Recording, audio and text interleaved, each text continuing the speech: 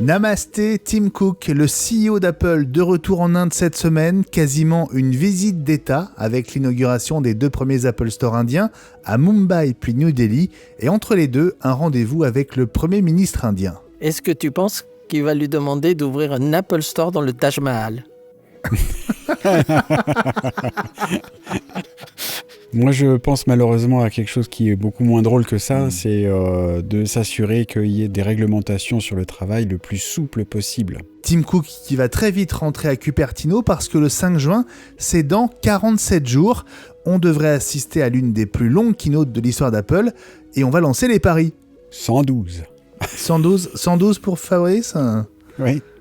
Ça fait donc 1h52. D'accord, moi je dis 2h12. Ah oui. Élie ? Oui.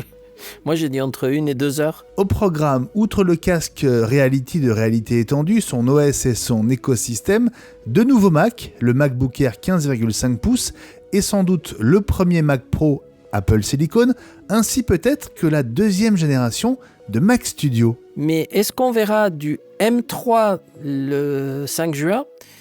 Ça, c'est la grande question. Le dîner d'Eli avec notamment ce site Apple dédié au machine learning et on découvre qu'Apple sponsorise depuis des années des conférences sur le sujet un peu partout dans le monde. Human Computer Interaction Conference qui aura lieu du 23 au 28 avril, donc dans 5 jours, à Hambourg en Allemagne. Voilà, sponsorisé par Apple, ce qui est quand même hyper rare. Oui. Oui. Hyper rare. Et puis le bonus hebdo exclusif pour notre communauté Patreon. Cette semaine, les nouveaux comptes bancaires Apple rémunérés à 4,15% aux États-Unis, à condition d'avoir une Apple Card. Alors Apple, votre prochaine banque ? Ce qui est très fort, c'est que c'est pour donner envie aux gens, l'argent qu'on dépose sur ce compte Goldman Sachs spécial est rémunéré à 4,15%. Ouais. Et donc, comme dirait Élie, c'est mieux que l'écureuil. C'est ça. Un bonus à savourer sur patreon.com/iweek.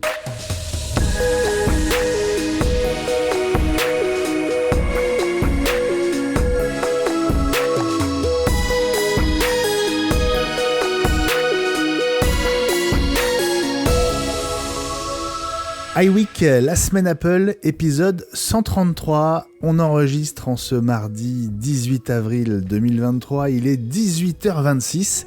Bonjour, bonsoir à chacune et chacun d'entre vous. Bienvenue au train et à toutes et à tous, et notamment à vous deux, mes complices du jour. Le train, c'est chez toi, Fabrice Neumann, n'est-ce pas ? Eh oui, salut les copains, salut mon capitaine. Eh oui, voilà, c'est l'heure, donc le train passe. Oui. Alors, c'est le train de 18h26, voilà. Exactement. Vous savez tout. Tout ce qui se passe chez le mentor en technologie le plus célèbre d'iWeek. On te retrouve sur les réseaux, @Fabrice Neumann, et sur ton site toujours. Toujours pro-fusion-conseil.fr. Et bonjour à toi aussi, Elia Bitbol. Bonsoir Benjamin, bonsoir Fabrice, bonsoir à tous.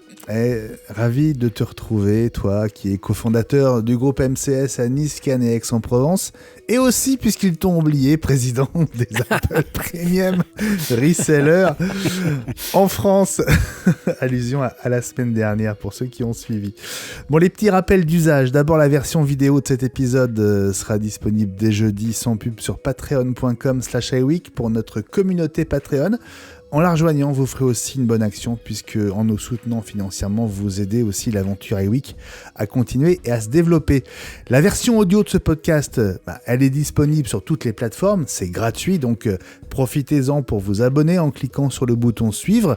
Vous ne raterez ainsi plus aucun épisode et puis on vous conseille aussi évidemment le podcast compagnon de la semaine Apple, c'est la quotidienne iWeek du lundi au vendredi, 5 à 10 minutes avec les 5 news des dernières 24 heures et vous recevrez donc si vous vous abonnez chaque épisode gratuitement sans bouger le petit doigt.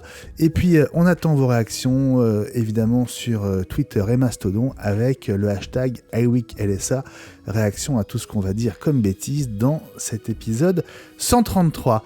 Dans un instant, les premières heures de Tim Cook en Inde. Dans un mois et demi, la WWDC, ça n'a pas dû vous échapper. Le nouveau Mac Studio sera-t-il au programme, tout comme le premier Mac Pro Apple Silicon?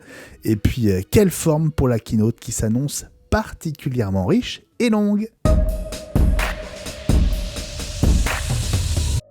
L'événement de la semaine, c'est donc la visite de Tim Cook en Inde, le retour de Tim Cook en Inde, pour être précis, 7 ans après sa première visite en tant que patron d'Apple. Il est donc de retour dans le sous-continent indien. Ce mardi matin, très tôt heure française, il a inauguré l'Apple Store BKC à Mumbai. Après-demain jeudi, il sera à New Delhi pour inaugurer le deuxième Apple Store indien, l'Apple Store Saket. Et entre les deux, et donc demain mercredi, Tim Cook sera reçu pour la deuxième fois par le Premier ministre indien Narendra Modi. Ce sera donc mercredi. Alors cette visite, elle est très importante à plusieurs titres, on l'a dit. C'est quasiment un chef d'État quand il se déplace à l'étranger, Tim Cook, désormais. Hein. Ben, c'est presque ça, mais ce qu'il faut voir, c'est qu'il arrive avec des valises remplies de cadeaux. Ah bon, j'ai cru que c'était des valises remplies de billets. Non, mais non. Oh, j'ai eu peur. Non, mais c'est presque ça, parce que en fait, Apple installant des boutiques, c'est bon pour l'emploi, et Apple installant des usines, c'est très très bon pour l'emploi. Donc c'est presque mieux qu'un chef d'État qui arrive avec des grands sourires, mais qui vient plutôt demander des choses plutôt qu'en offrir. Bon, ça me fait immédiatement penser à cette boutade de Fabrice dans la quotidienne à propos de la présence de Deirdre O'Brien à l'inauguration de l'Apple Store de Mumbai. Elle vient désamorcer les tentations syndicales indiennes, Fabrice ? Bah, je crois, non, c'est ce que tu disais aussi, tu y as pensé donc tout de suite en voyant la photo. C'est vrai que Deirdre O'Brien, donc, qui est la patronne du retail et donc des magasins pour Apple, donc elle a toute sa place dans ce voyage aux côtés de Tim Cook naturellement, mais c'est vrai qu'on a beaucoup parlé d'elle ces dernières semaines parce que elle est en fer de lance pour essayer de limiter les envies syndicales dans les magasins, dont on s'est fait l'écho plusieurs fois.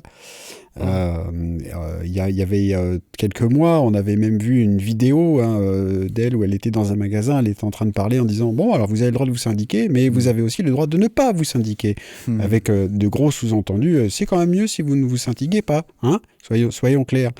Donc c'est vrai que du coup, quand tu la vois devant tout un tas d'employés des deux Apple Store, en tout cas du premier qui a été ouvert là, en Inde, du coup, on se demande comment ça se passe là-bas aussi, et on suit ça tous, et donc le monde entier sait que Apple n'est pas très pour les syndicats. Je n'ai aucune idée de comment ça se passe en Inde, mais c'est vrai que c'est à ça que j'ai pensé la première fois. À mon avis, ça ne doit pas être très très syndiqué. Hein. Ouais. Dans ces pays asiatiques, vu la façon dont ils exploitent la main-d'œuvre. Je ne crois pas. Mais vous avez oublié quelque chose de très important que toute la presse a suivi avec passion. C'est la découverte de la gastronomie locale par Tim Cook, qui s'est apparemment régalé. C'est vrai, il a tweeté à une table de restaurant le soir de son arrivée, qui était donc lundi soir, si je ne me trompe pas. Alors Tim Cook, il était évidemment aux premières loges pour l'inauguration de cet Apple Store, donc surnommé BKC, qui est dans ce quartier de Mumbai. Et il a aussi tweeté une photo pour célébrer l'ouverture de ce premier Apple Store en Inde en disant l'énergie, la créativité et la passion à Mumbai est incroyable. On est tellement content d'ouvrir l'Apple Store BKC, notre premier magasin en Inde. Et donc sur cette photo, on le voit effectivement devant la porte d'entrée de cet Apple Store qui, encore une fois, en termes de design, est à la fois très différent et assez incroyable. Cette porte, elle est surmontée du logo Apple blanc, et autour de Tim Cook, en pantalon gris, en polo bleu, il y a des employés de l'Apple Store, évidemment tous sourires, qui applaudissent, et une foule qui a l'air quand même assez considérable. Je ne sais pas si vous avez vu sur le site d'Apple cette photo prise du dessus, sans doute par un drone. Il y avait du monde, hein. Ah oui, c'était super attendu, je pense. C'est l'avantage d'un pays d'1,4 milliard d'habitants, c'est que quand on ouvre un magasin, il y a forcément un peu de monde. C'est ce que j'allais dire quand tu as évoqué le grand sourire de Tim Cook. Le marché potentiel a de quoi faire sourire pour une boîte comme ça, parce que, comme on disait dans la quotidienne, hein, même si une grande majorité des Indiens n'a pas les moyens de s'offrir un iPhone, il en reste quand même tout un tas de millions qui ont les moyens. Et donc ça fait beaucoup de progrès potentiels, de croissance potentielle. Je serais étonné qu'on n'en reparle pas en long, en large et en travers le 4 mai à l'annonce des résultats. Et ce sera sûrement un des contre-feux utilisés pour dire, dis donc, les résultats sont pas terribles, mais patientez, on a 1,4 milliard de gens qui sont potentiellement intéressés. Mais est-ce que vous voulez une petite anecdote locale ? Ah mais oui. Parce que figurez-vous qu'il y a des répercussions mondiales à cette visite en Inde. Parce que cet après-midi, j'étais en formation Apple. C'est formation récurrente, etc. Et dans les slides, ils ont mis un monsieur avec un turban pour démarrer. Et je leur ai dit, mais c'est pour fêter l'arrivée de Tim Cook en Inde que vous nous mettez ce monsieur ou c'est un hasard ? Et alors, ils ont tous éclaté de rire. Mais bon, c'est pour vous dire que c'est dans la tête de tout le monde. Bien sûr. Alors, BKC, c'est le nom du quartier financier de Mumbai. Et ce mardi matin, lors de cette inauguration, il y avait beaucoup de monde, donc une foule compacte. Et dans la foule, il y avait un homme qui est arrivé, je ne sais pas si vous avez vu cette photo, avec l'un des tout premiers Macintosh. C'était un SE.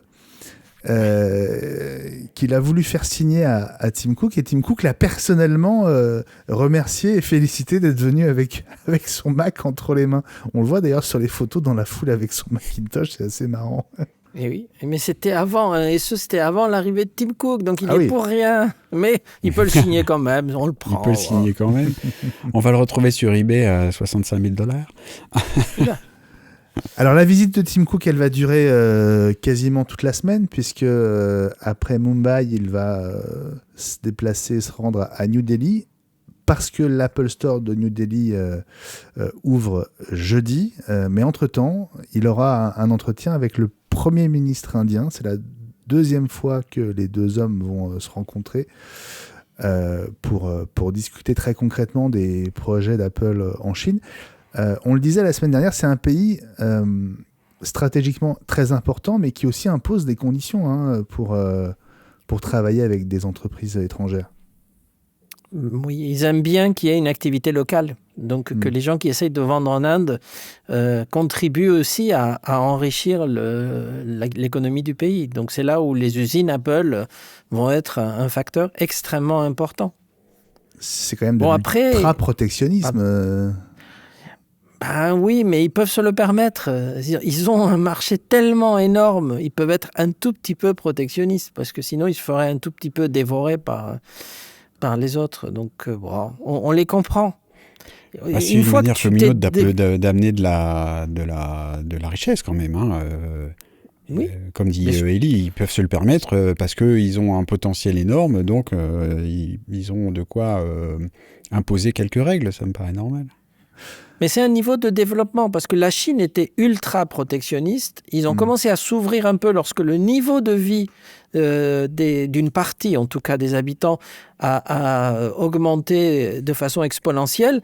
Et puis après, ils ont tendance un tout petit peu à se refermer. Et d'ailleurs, dans les pays économiquement développés, européens en particulier, il y a une tendance protectionniste qui de temps en temps, même les États-Unis, qui se développe un peu parce que on a vu certaines limites justement de la mondialisation pendant le Covid, c'est-à-dire que maintenant les gens se disent, et si on produisait local, d'abord c'est bon pour nos jeunes consommateurs qui eux maintenant ont une vision vraiment écologique, globale, recyclée des produits, etc., qui n'existaient pas avant chez les acheteurs. Donc, Fabrice ? Oui, pour revenir sur les États-Unis, il ne faut pas se tromper. Sur les États-Unis, ils sont très protectionnistes, très souvent. Oui. Rappelons-nous, on parle régulièrement de quand les États-Unis éternuent et qu'ils veulent nous faire faire un truc, ils mettent des taxes sur le Roquefort, quoi. Et donc, c'est tout le temps. Les États-Unis, ils ont très souvent un double masque, en disant l'économie de marché, ceci, cela. Mais l'économie de marché, souvent chez eux, c'est un marché sans S. C'est-à-dire C'est-à-dire c'est leur marché qui est protégé. Et ensuite, si vous venez, oui, mais à nos conditions. Donc les États-Unis sont souvent un pays protectionniste. C'était indéniable. C'est vrai. Ouais. Alors l'Inde, ça représente une part de marché de 3% pour Apple, donc c'est pas grand-chose aujourd'hui, même si le marché est énorme. Donc 3% d'un marché énorme, c'est déjà pas mal. Mais c'est plus 50% en un an. Et puis donc les projets de développement de l'activité de fabrication, d'assemblage des produits Apple en Inde, on en a déjà parlé. Qu'est-ce que Tim Cook peut avoir envie de demander au Premier ministre indien ce mercredi quand il va le retrouver à New Delhi, à votre avis? Moi, j'ai une idée. Oui, Est-ce que tu penses qu'il va lui demander d'ouvrir un Apple Store dans le Taj Mahal?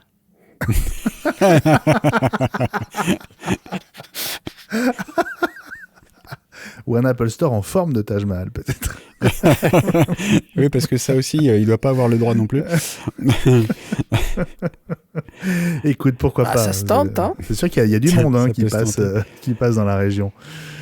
Moi, je pense malheureusement à quelque chose qui est beaucoup moins drôle que ça, c'est de s'assurer qu'il y ait justement, pour revenir à ce qu'on disait juste au début, des réglementations sur le travail le plus souple possible. C'est quand même pas pour rien que toutes les entreprises du monde sont allées en Chine, c'est que justement le coût du travail est pas cher et on peut faire travailler les gens 12 heures par jour et toutes ces choses qu'on n'accepte plus de faire depuis longtemps dans nos contrées et je pense que toutes les négociations sont là. C'est que l'Inde protectionniste dit pour avoir des magasins chez nous, il faut produire chez nous. Et Apple qui dit pour produire chez vous, il faut que je puisse faire faire travailler les gens 12 heures par jour plutôt que par session de 8 heures. Et voilà, donc ça c'est moins drôle quand même. C'est la face cachée. Ouais. Mais tout en leur disant, mais il faut que vous respectiez les normes et que vos travailleurs soient bien payés. Mais genre, c'est votre problème, mais nous, on est très attentifs au bien-être des travailleurs. Bon, on va suivre la suite de la visite de Tim Cook en Inde. Vous pourrez suivre les développements dans la quotidienne iWeek, évidemment, à laquelle je vous conseille vivement de vous abonner. Tim Cook, dès son retour à Cupertino, il va se remettre au travail sur ce qui est le grand rendez-vous de l'année, sans doute pour Apple, avant l'iPhone, la keynote du 5 juin, la WWDC, l'arrivée sans doute du casque de réalité étendue et toutes les annonces qui sont déjà envisagées. Cette keynote, à quoi peut-on s'attendre? Quelle forme va-t-elle prendre? On en parle dans un instant. Le 5 juin à 19h, ce sera donc la keynote de la WWDC 2023. Un discours, une conférence inaugurale qui a changé de forme avec le Covid et qui pourrait peut-être, d'une certaine manière, renouer avec une forme de tradition pour une raison que Mark Gurman évoque dans sa newsletter de dimanche, c'est qu'on risque de retrouver une keynote d'une longueur qu'on n'avait plus connue depuis longtemps, parce qu'il y a tellement d'annonces potentielles prévues qu'on ne voit pas comment elle pourrait faire 1 heure ou 1 heure et quart, comme Apple avait eu tendance à les produire récemment. Qu'est-ce que vous en pensez? On aimerait bien qu'elle soit longue, parce que ça voudrait dire qu'il y a plein de choses. Si elle est courte, on va être très déçus. Elle ne peut pas être courte avec toutes les infos qu'on a quand même prévues. Non. Mais d'ailleurs, la date, vous avez vu, est tout à fait significative. Parce que le 5 juin, c'est juste avant le 6 juin, le débarquement massif des produits Apple sur les plages de Normandie. Ah, il est très en forme aujourd'hui. C'est drôle que tu dis ça, parce que hier, j'ai écrit ma chronique mensuelle pour Acriette et je l'ai appelé le jour le plus long. Ah bah voilà, les grands esprits et tout ça. En pensant au 5 juin. Bon, parce que on va revenir dans la rumeur de la semaine juste après sur le contenu et notamment sur la partie Mac, aussi sur la base des indiscrétions de Mark Gurman, mais vraiment si on s'en tient à la forme, une keynote pré-produite comme on en a l'habitude depuis le Covid, en vidéo, streamé, que tout le monde regarde en même temps, ça tient sur 2 heures, voire 2 heures et quart ou 2 heures et demie? Facilement. Tu veux dire ça tient, tu as l'air de dire que ce serait trop long pour toi. Pas techniquement, mais est-ce que vous pensez que la forme de ce type de keynote supporte une keynote avec énormément de contenu, et est-ce que le côté live était pas utile aussi pour garder les gens sous tension, les garder en ligne à l'époque où elles avaient lieu sur une scène devant un public? Non, au contraire, parce que là, ils ont le temps de produire chaque segment, de le couper s'il le faut, s'il est trop long, et d'être sûr que ça va tenir dans la durée. Dans un live, suivant le discours de l'un et de l'autre ou de la démonstration, ça peut s'allonger, même s'ils répètent beaucoup. Hein. Mais là, vraiment, il peut y avoir un montage. Hein, donc, ouais. Tu veux dire comme ils prennent aucun risque, tout est déjà en boîte, donc c'est beaucoup plus sécurisant pour eux, c'est ça? Oui, il y a ça, il y a plein de choses. Hein, et pourquoi ils ne l'ont pas fait avant, alors? Parce qu'avant, tout était en live, c'était la mode. Et puis maintenant, ils ont des moyens techniques incroyables pour faire des montages avec des effets spéciaux dingues, et que les gens, finalement, aiment bien, parce qu'il aurait pu avoir une réaction très négative des spectateurs ou des gens habitués aux keynote en live en disant « Ouais, mais ce format, c'est pas bien, nous, on préfère le contact direct, etc. » Et ils auraient été obligés de revenir. Mais tant que les gens aiment bien, Ouais, mais vous êtes d'accord que des contenus comme ça, vidéo, streamés, qui durent 2 heures, voire plus, c'est plus du tout dans l'air du temps. Personne ne fait ça aujourd'hui. Ouais, mais bientôt... C'est plutôt des formats à 45 minutes, 1 heure grand maximum. Non, ils sont capables de le faire. Hein. Moi, je trouve qu'ils sont capables. Après, s'ils font un jour encore plus long, il faudra faire un entracte, qu'on ait le temps d'aller manger quelque chose ou passer quelques pubs. Est-ce que nous, on fait des épisodes de 2 heures? Oui. Non, jamais. Absolument jamais. Et on fait jamais non plus d'épisodes qui soient plus longs que les keynotes. Non. Parce que c'est interdit, comme chacun sait.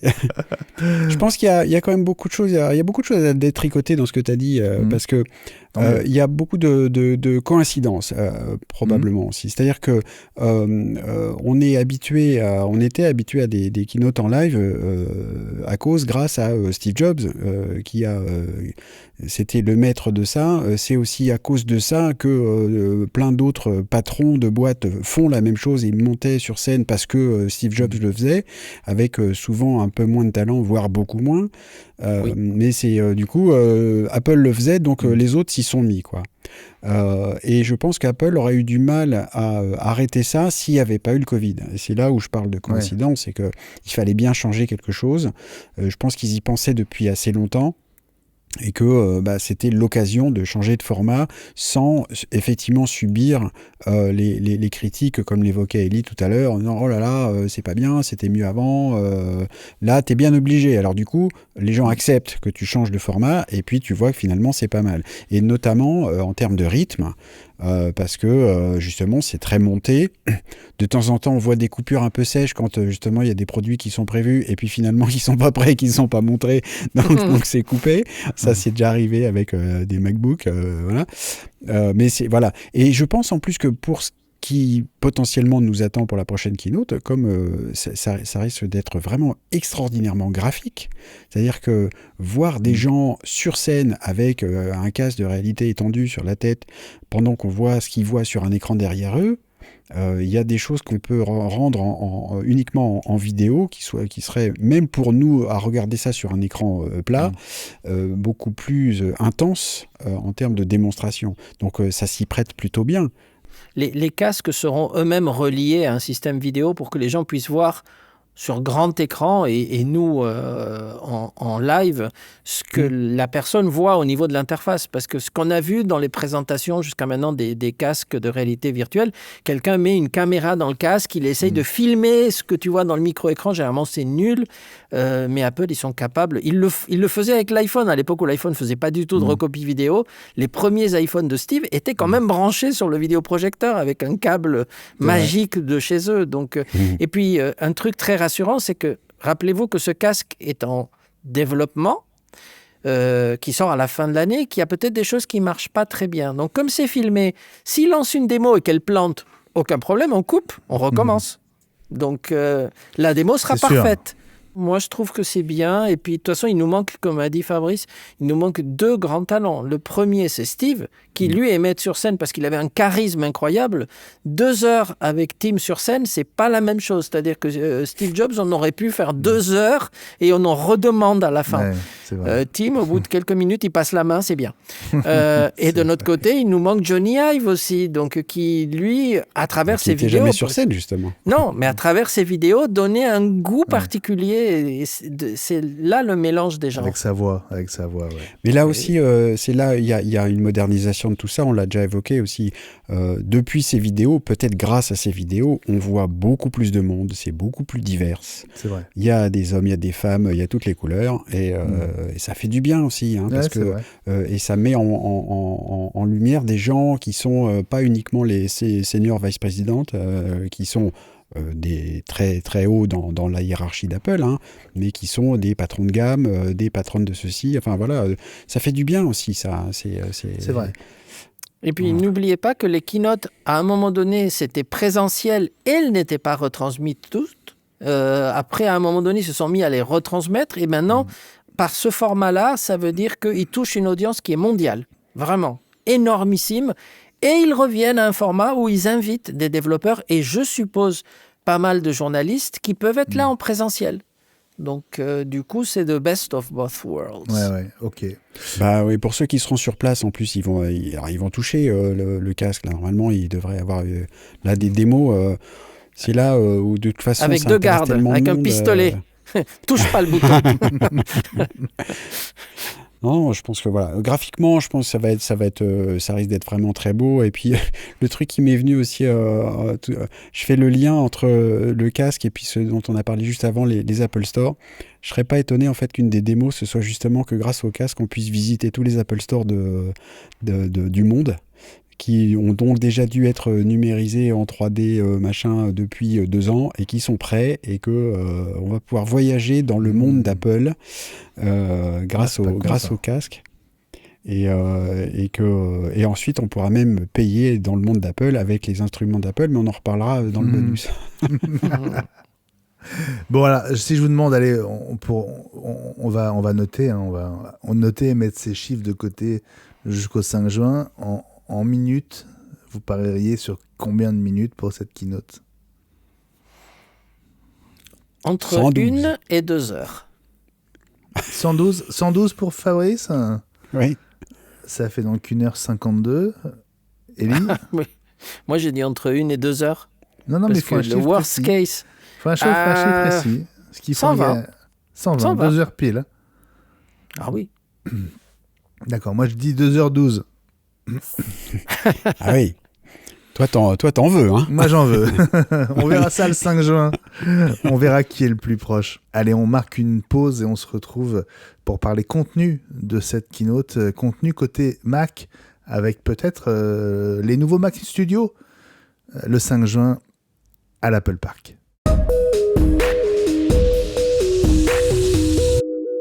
Si on en croit Mark Gurman, Apple a une pelletée de nouveaux Mac dans les tuyaux. Je reviens pas sur le MacBook Air 15 pouces. On vous en parle quasiment tous les jours dans la quotidienne. Il est quasiment assuré d'être là, hein, à la WWDC et à la keynote du 5 juin. Et puis, il cite 2 Mac Studio, 2e génération, on peut le dire, qui sont au programme, même si le timing est moins clair. C'est ce que dit Marc. Est-ce que vous les voyez, ces Mac Studio, le 5 juin ? Et d'abord, est-ce que vous les voyez tout court ? Parce qu'on avait un peu tendance à les enterrer. Hein. Ben oui, ça c'était un peu la dernière surprise, mais en ce moment il y en a une par semaine. Mais tout ça est accompagné d'ailleurs par une sorte de bémol à toutes ces annonces qui était de dire oui, il va y avoir plein de machines, mais en fait elles ne seront pas en M3. Alors que nous étions sûrs et certains que les nouvelles machines seraient en M3. Et on a fait toutes les hypothèses de faut-il l'avancer avant, faut-il l'annoncer après, faut-il annoncer le M3 ? Et rappelez-vous qu'on avait dit dans une des émissions, oui, mais le problème du M3, c'est que d'abord c'est du 3 nanomètres et que c'est compliqué à produire en masse, s'ils vont le sortir sur plusieurs produits, et qu'ensuite Apple va le réserver à l'iPhone. Donc, si ça se confirme que c'est plutôt du M2, c'est plus facile, mais alors on ne comprend pas, parce que le M2, ça veut dire qu'ils vont ressortir un nouveau MacBook Air 13 pouces M2, mais on l'a déjà. Quel serait l'intérêt? Un 15 pouces M2, oui, ok. Les Mac Studio en M2 Pro et M2 Max, ah oui, puisque là, pour l'instant, ils ne le sont pas. Hein, donc, et le Mac Pro en Ultra. Mais est-ce qu'on verra du M3 le 5 juin? Ça, c'est la grande question. Apparemment, c'est mal parti. Mais c'est un peu logique. Alors, toute la question est de savoir s'il n'y aurait pas une dichotomie entre les portables et les ordi de bureau. Et que, du coup, le MacBook Air 15 pouces serait à base de M2.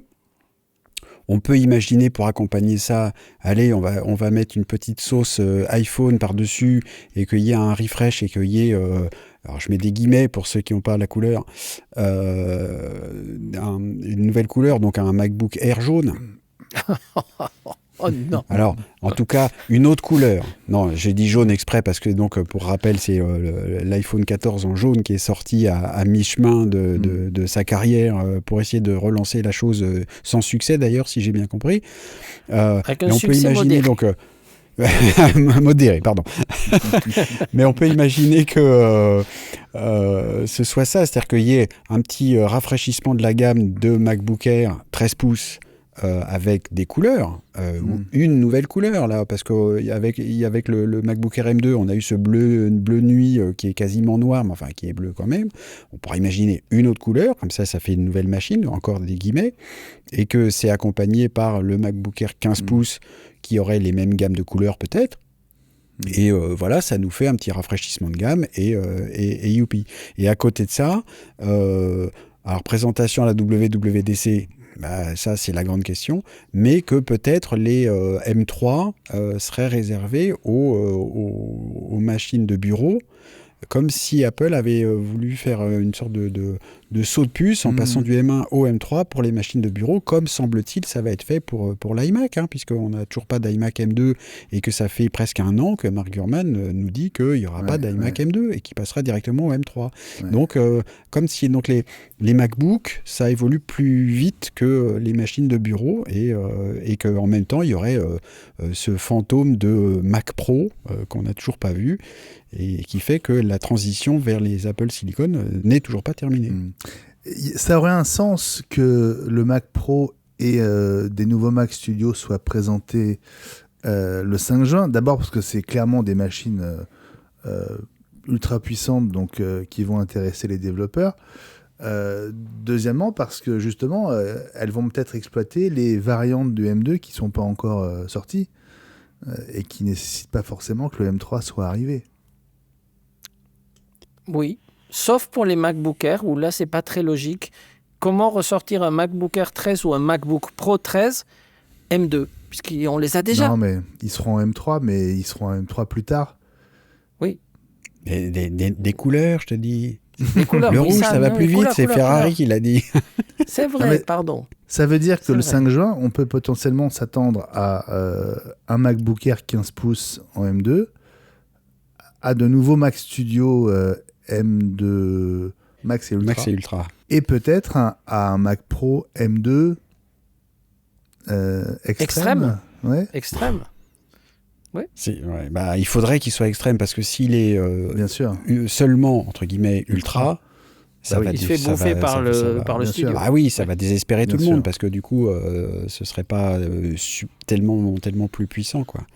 Ça voudrait dire qu'Apple se donnerait après, du coup, quelques mois pour arriver à une production suffisante des M3 pour peut-être lancer les premières machines M3 en octobre ou en novembre. Et du coup, l'iMac qu'on a évoqué tout à l'heure serait en M2 alors que tout le monde l'a annoncé en M3, celui-là. Non, il sera en M3 mais en octobre ou en novembre. Oui, mais en attendant, il sortirait en M2 en juin. Mais je crois alors pas, il sortirait pas du tout. Non, je crois pas. Moi, je crois que. Mais pourtant, Mark Gurman il sort pas du tout, et ni les autres. C'est ça qu'on sait pas. Il dit qu'un nouveau 24 pouces, un iMac 24 pouces et en chantier, mais il n'en parle pas là spécifiquement pour la WDC. Ouais. S'ils arrivent plus tard dans l'année, oui, c'est logique. Oui. Bon, en tout cas, c'est déjà pas mal. Hein. Si on peut avoir 3 Mac le 5 juin, en plus de tout le reste, on serait pas mécontent évidemment. Et si l'un de ces 3 est le Mac Pro, là on découvrira une toute nouvelle machine potentiellement. Donc c'est quand même assez excitant comme programme. On marque une petite pause. Et Ellie, tu peux déjà te mettre en cuisine parce qu'on va passer à table avec toi.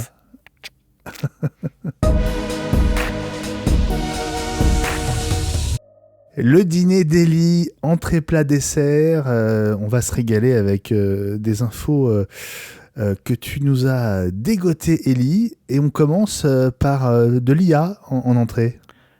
Ah bah oui, c'est comment faire un dîner en 2023 sans parler d'intelligence artificielle. Et la première est une petite info, hein, vraiment c'est une petite info parce que figurez-vous qu'Apple, à chaque fois qu'ils vont à une réunion quelque part, la première chose que les journalistes leur disent c'est « Et qu'est-ce que vous faites, vous, en intelligence artificielle ?» Parce que les autres, et Google, et machin, etc. Et vous ? Et alors, il y a quelqu'un qui était un peu agacé, qui a dit « Mais nous aussi, on en fait. Et d'ailleurs, on a un site web. » Ah, mais en fait, et là on rejoint ce qu'on avait dit avec Fabrice au tout début, c'est oui, ils font de l'IA parce qu'ils font du machine learning. Bon, et qu'ils ont des réseaux neuronaux et qu'ils font du deep learning, etc. Et ils ont un site. Alors évidemment, j'ai cherché, j'ai tapé ml.apple.com, connais pas, machine-learning.apple.com, il connaît pas. Mais à force de chercher, tu tapes machine learning en un seul mot.apple.com. Et là, tu tombes sur un site. Mais c'est là où le truc est un peu spécial. C'est un site de recherche qui est dans le site Apple, sauf qu'on ne le savait pas, et qui publie des articles sur plusieurs sujets, sur des réseaux neuronaux en 3D, sur des systèmes de translation, sur des systèmes qui pourraient ressembler à un modèle de ChatGPT, mais qui pour l'instant sont de la recherche. Et ils publient des articles faits par des chercheurs qui travaillent chez Apple ou qui ne travaillent pas chez Apple. C'est presque un site d'information sur les réseaux neuronaux qui publie des sites. Il n'y a rien qui parle d'un produit Apple ou d'un labo Apple ou de quelle est la vision d'Apple. Hein. Donc, en ça, c'est un tout petit peu décevant. Dans le site, en même temps, il vous parle de certains événements où Apple participe. En tant que plutôt, pas comme speaker, mais plutôt comme participant.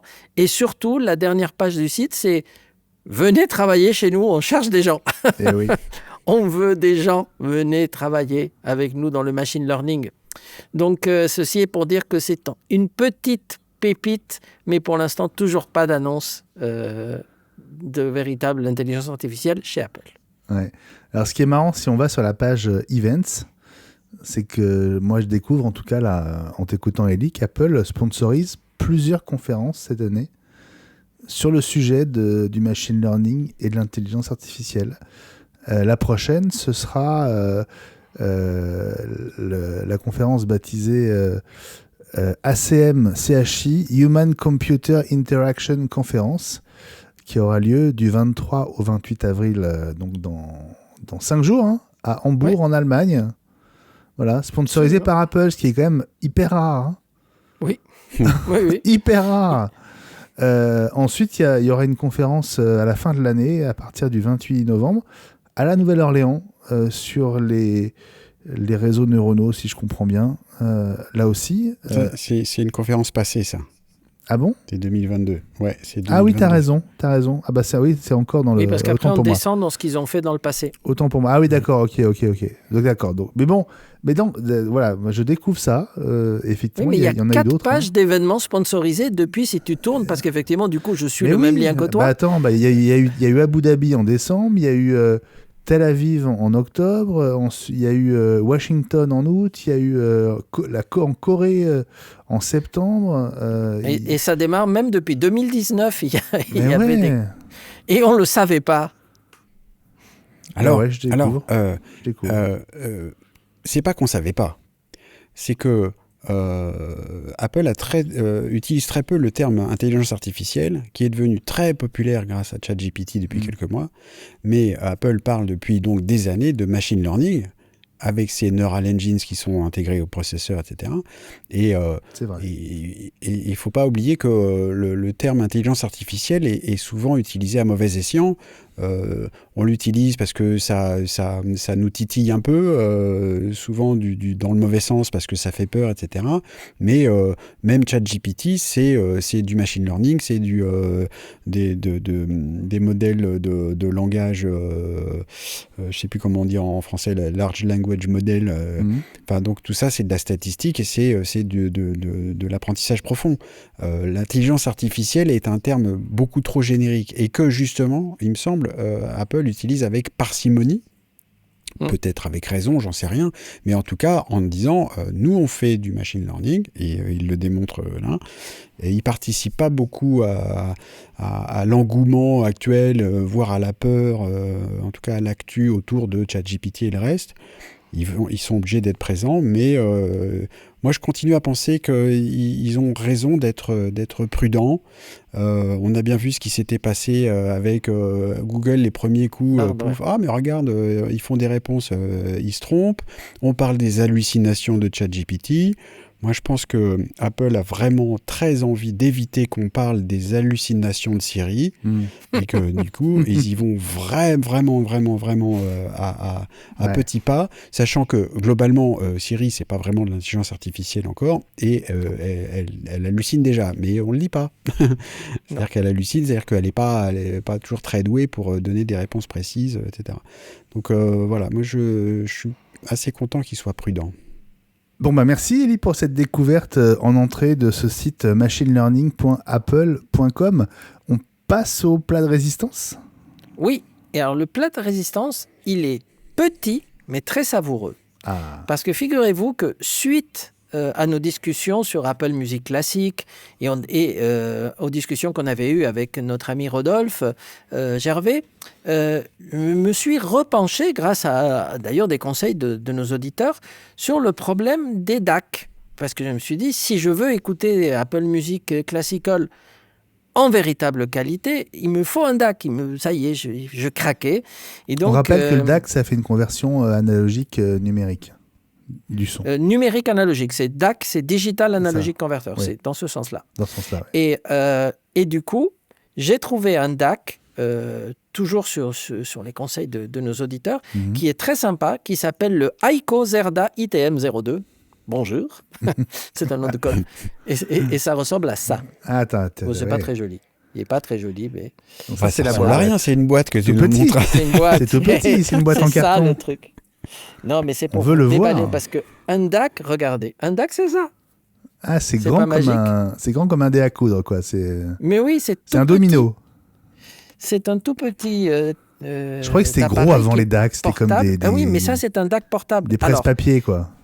Quel est l'avantage ? Il est livré d'ailleurs avec 2 câbles très jolis, USB-C, USB-C, pour les prochains iPhones ou les iPad Pro, et USB-C Lightning pour les iPhones actuels. C'est un DAC portable alimenté par l'iPhone. Et l'avantage, c'est qu'il produit, il est assez incroyable. Alors déjà, ça se trouve en France, chez Son Vidéo, pour ne pas les nommer. On leur fait de la pub, mais c'est grâce à eux que j'ai trouvé ça. Ça vaut la somme incroyable de 59 € TTC. Donc bon. Ouais. Et la qualité, elle est juste incroyable parce que ça produit donc du 32 bits, 384 kHz, c'est-à-dire au-delà de ce qui est capable de faire Apple Music Classique, qui s'arrête à 192. Mais on le branche, on met un casque, bien sûr, ou d'un côté, on branche l'USB-C, c'est ça, qui va vers le Mac Exactement, le Mac ou l'iPhone, avec le câble qui va bien. Et de l'autre côté, c'est un petit câble RCA, je l'ai pris, donc il est par là. Donc c'est un petit câble jack, donc jack, qui permet de brancher un casque, ou on peut mettre un jack vers 2 RCA, les câbles rouges et blancs qu'on a l'habitude d'utiliser, et le mettre sur un ampli. Et donc j'ai fait ça sur mon iPhone, et dans les morceaux, j'ai découvert, quand tu vas dans Réglages, dans le iOS, dans Réglages, tu as maintenant la possibilité de faire du lossless high-res. Et donc, tu vois les morceaux d'Apple Music, et pour la première fois, apparaît, parce qu'il détecte quand il est branché, il te dit high-res lossless. Et ça, je ne l'avais jamais vu jusqu'au moment où j'ai branché ça.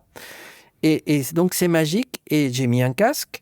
Et bon, c'est vrai qu'à mon âge, je n'ai peut-être pas l'acuité auditive d'un jeune de 20 ans. Oui. Mais je vous assure, sur des morceaux que je connais par cœur, j'ai senti et écouté des instruments et des subtilités que je n'avais pas entendues avant. Donc, pour 59 € TTC, je vous garantis que c'était un bonheur, et je vous le conseille si vous avez Apple Music, parce que ça marche aussi avec Apple Music, bien sûr, en lossless, et en classique aussi.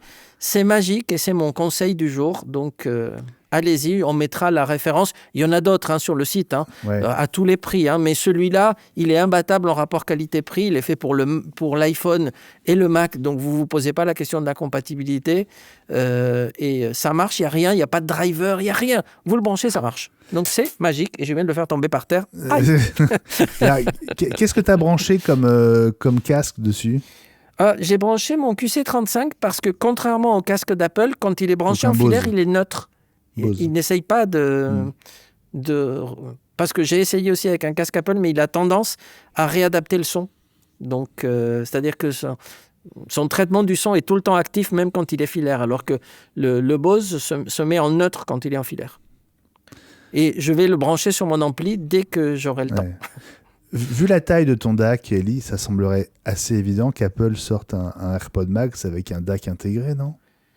Écoute, si tu enlèves la boîte, ça ne prend pas de place du tout, oui. Mais vraiment. Donc, je ne comprends pas pourquoi ils ne le mettent pas. On devrait avoir un AirPod Max filaire qu'on branche, non ? C'est ce que tu viens de dire, le mot-clé, c'est que pour l'instant, Apple n'a pas envie de faire de choses avec des fils. Ouais. Donc je pense qu'on s'achemine plutôt vers un AirPod Max 2 qui ait des capacités sans fil pour faire passer du lossless, mieux qu'avec du Bluetooth, et qu'on aurait un casque bi-mode Bluetooth habituel, Bluetooth avec comme les AirPods qu'on a avec un peu amélioré, et puis un mode lossless qui serait que pour les AirPods Max. C'est parce que je vois mal Apple revenir avec tiens, pour avoir un son meilleur, mettez un câble. C'est pas dans le sens de l'histoire d'Apple. Ellie, je sais pas si tu peux me répondre, mais à ton avis, avec quel genre de casque ça vaut le coup d'investir dans ce DAC ? Alors, il y a des super casques, je vous mettrai des références, parce que figurez-vous que j'ai un frère qui est un fan de musique et de casques. C'est pas celui qui a cofondé MCS avec moi, c'est le troisième, qui est un passionné de musique, qui est un ingénieur, donc, et que je salue au passage. Et lui, chez lui, il a une vingtaine de casques. C'est un fan absolu des casques, il les essaye tous, etc. Et donc, je vous dirai qu'est-ce qu'il faut mettre, parce qu'il m'en a fait voir un ou deux, et ils sont incroyables et pas très chers. Ok. Bon, merci pour cette petite révélation. Donc, le DAC que tu nous as montré, c'est le IKKO. Le IKKO. IKKO ZERDA. Oui, ITM 02, donc sur son et vidéo. Si vous allez dans sonetvideo.com et vous tapez DAC portable, c'est un des premiers qui sort. Ok. Bon, super, merci pour cette découverte. On reste sur le dîner, donc on passe au dessert, comme à chaque fois.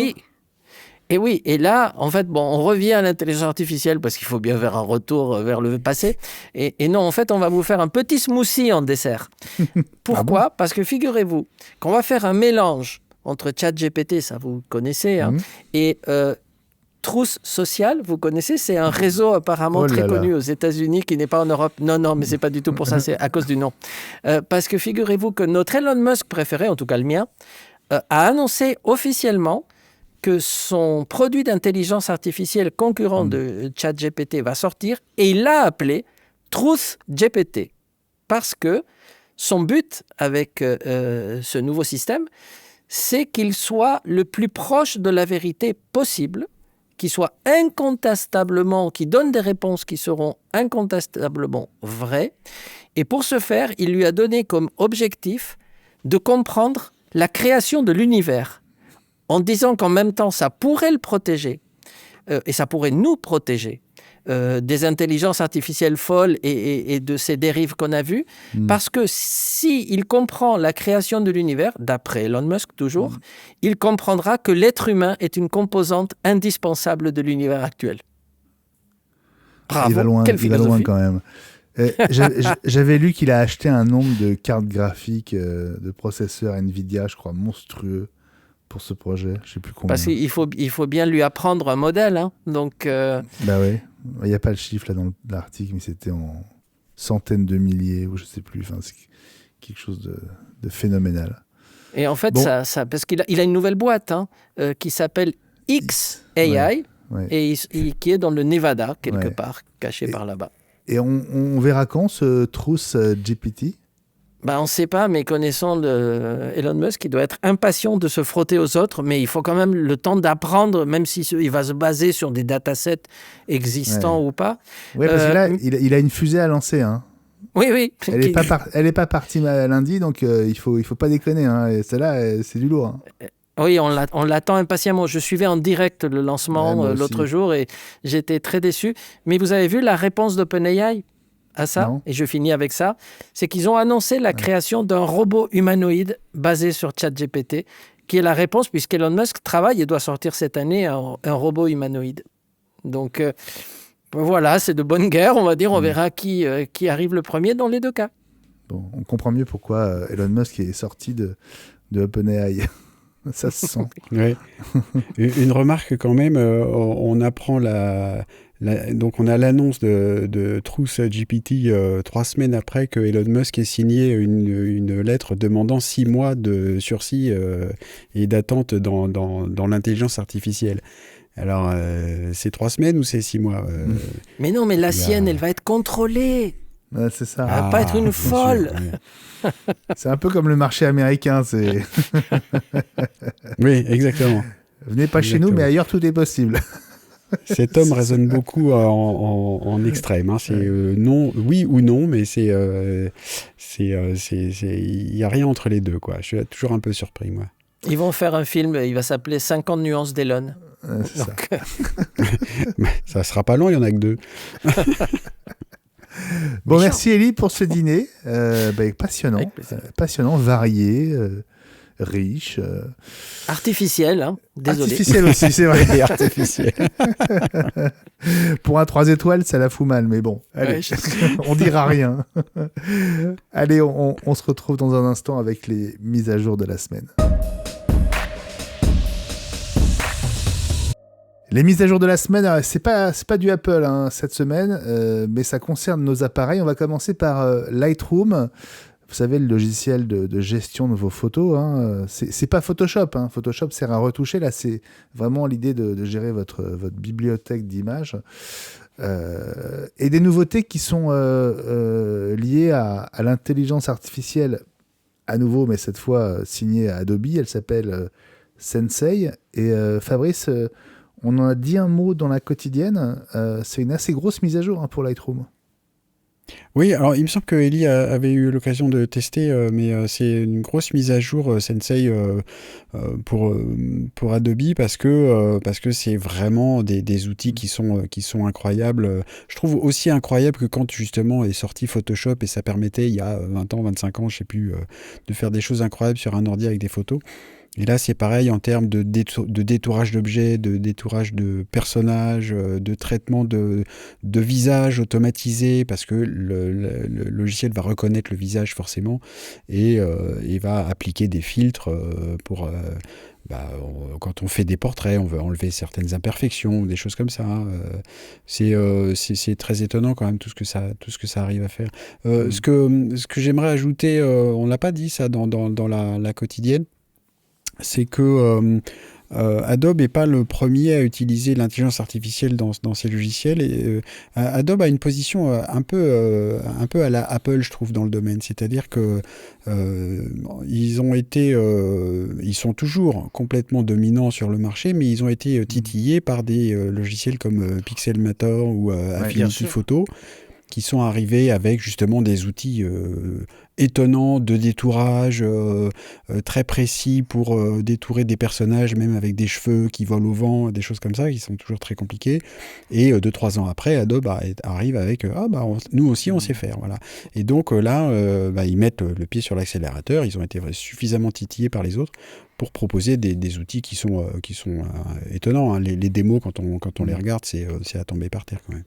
Ouais. Alors les nouveautés, ça permet notamment très très facilement en un seul clic d'Adobe de changer la couleur d'un ciel ou la texture de la barbe d'une personne sur une photo. Les nouveautés incluent notamment une fonction de débruitage dans l'image, c'est-à-dire on enlève toutes les imperfections, toutes les impuretés, une sorte de brume qui peut enlever de la clarté à une image. Tout ça est fait de manière automatique. Et ces nouveautés de Lightning sont valables sur toutes les versions. C'est-à-dire, ces nouveautés de Lightroom sont valables. On les retrouve sur toutes les versions. Donc Lightroom classique, Lightroom mobile et aussi dans la version web.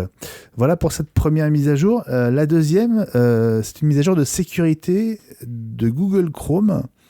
Elle comble une faille majeure, une faille 0-day. La première apparue cette année. Et Google insiste pour qu'on fasse ces mises à jour très très vite, le plus vite possible.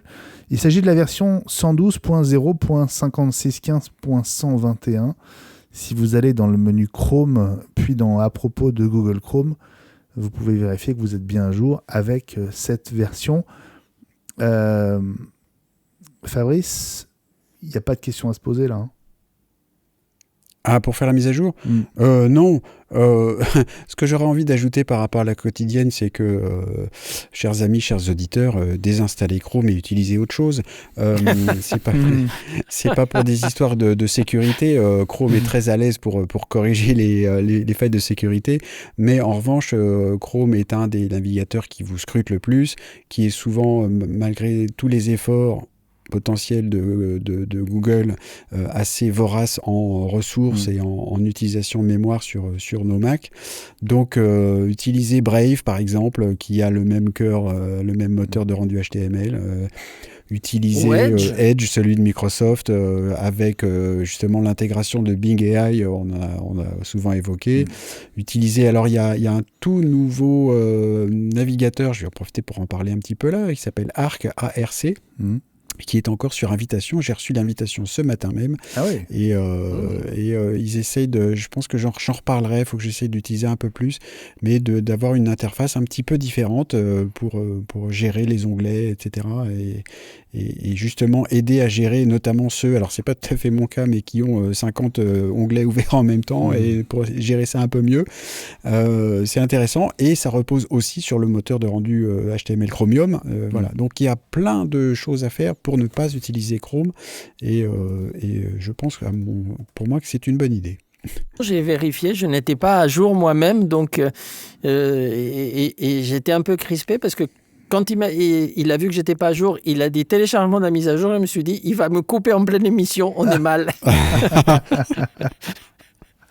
Non, tout va bien, tu es là, et tu es bien là pour ce qui arrive, c'est-à-dire les coups de cœur et les cartons de la semaine.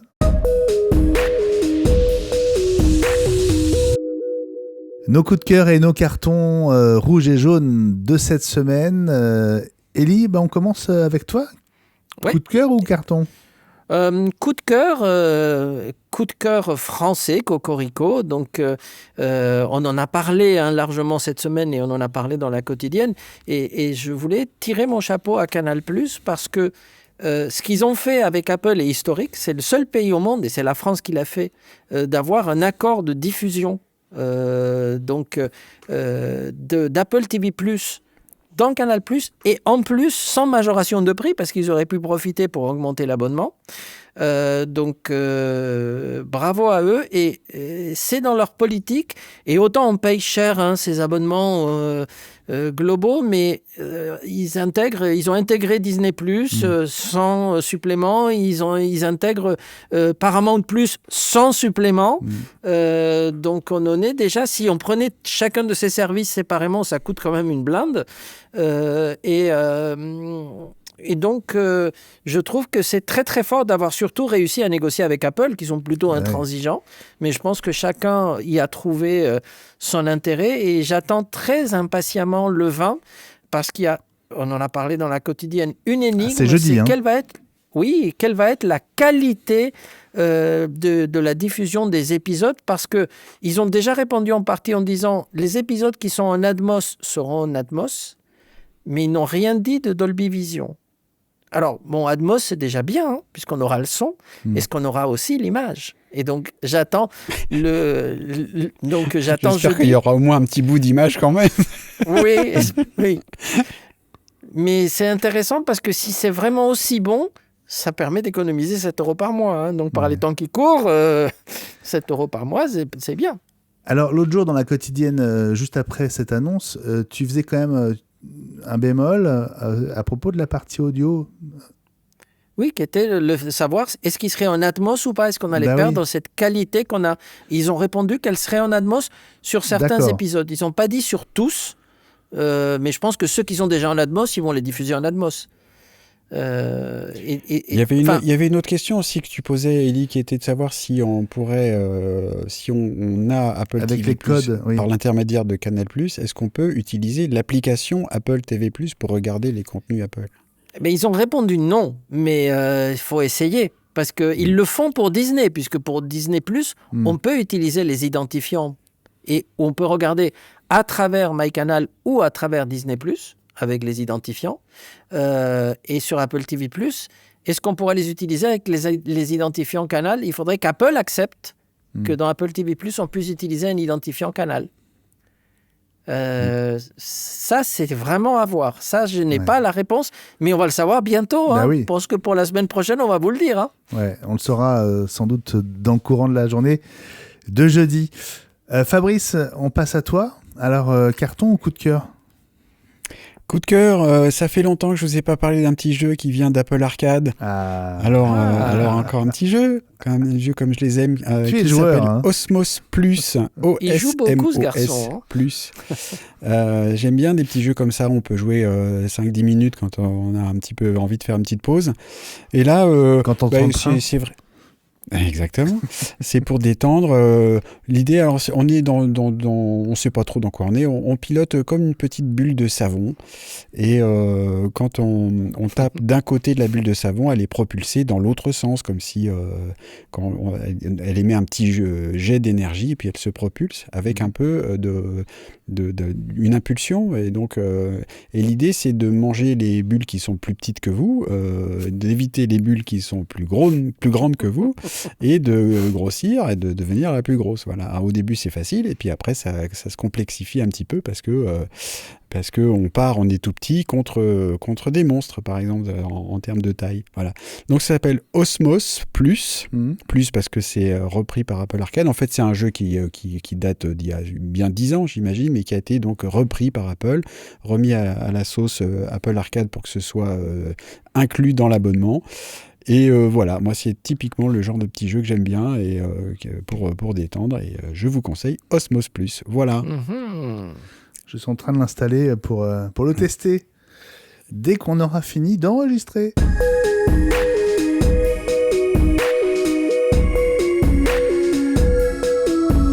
Voilà, l'épisode 133 se referme. Merci d'être là avec nous chaque semaine. On sait que vous êtes fidèles au rendez-vous Day Week, ce podcast pour lequel on vous retrouve avec un immense plaisir chaque semaine. Merci de votre fidélité et aussi de votre soutien sur Patreon pour ceux qui font partie de la communauté sur patreon.com/iWeek. Rejoignez-la et profitez des épisodes en avant-première et sans pub, notamment la version vidéo à partir du jeudi. Vous la retrouvez également dès le dimanche sur YouTube. Salut les copains, salut Élie. Salut tout le monde, à la semaine prochaine. Ouais, avec grand plaisir. Salut Fabrice. Salut mon capitaine, salut Elie, à la semaine prochaine, effectivement. On fait une grosse bise à François Le Truedic et à Gilles Dounès. On les retrouvera, j'espère, la semaine prochaine pour le numéro 134. D'ici là, suivez-nous sur les réseaux, Twitter @iWeekNews, Instagram @iWeek.news, Mastodon @iWeekNews, @mastodon.world. N'oubliez pas la version vidéo, donc dès le jeudi sur patreon.com/iWeek sans pub. Merci d'avance pour vos notes 5 étoiles sur Apple Podcast. C'est très important pour donner envie à d'autres. Et puis évidemment, toujours la quotidienne iWeek, notre autre podcast qu'on vous conseille de suivre absolument. Dans un instant, on enregistre le bonus hebdo pour notre communauté Patreon, justement. Il est consacré cette semaine au nouveau compte bancaire Apple rémunéré à 4,15% à condition d'avoir une Apple Card. Ça se passe évidemment aux États-Unis pour l'instant. Alors Apple est-elle en train de devenir une banque ? Rendez-vous sur patreon.com/iWeek. Prenez bien soin de vous. On vous souhaite une très bonne journée, une belle soirée, une bonne semaine. Et on vous dit à la semaine prochaine. Salut à tous. Bye bye. Bonsoir.